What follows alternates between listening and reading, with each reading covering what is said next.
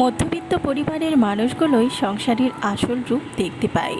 একটা সুখের সংসার ধ্বংস করার জন্য শয়তান যতগুলো অস্ত্র আবিষ্কার করেছে, তার মধ্যে মারাত্মক অস্ত্র স্ত্রীর খ্যানর খ্যানর। কথাটি বলেছিলেন ডেল কার্নেগি। এই জগৎ সংসার বিশাল, আমি অন্ধকার হয়ে যাওয়ার আগেই এর স্বাদ নিতে চাই।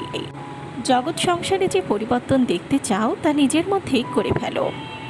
এই সংসারকে তারাই পরিবর্তন করতে সক্ষম হয় যারা তা করার জন্য পাগলের মতো লাফিয়ে পড়ে। মনের মতো মানুষ ছাড়া সংসার করা আর ডাস্টবিনের পাশে বসে থাকা একই কথা। সংসারে কারোর ওপর ভরসা করো না, নিজের হাত এবং পায়ের ওপর ভরসা করতে শেখো।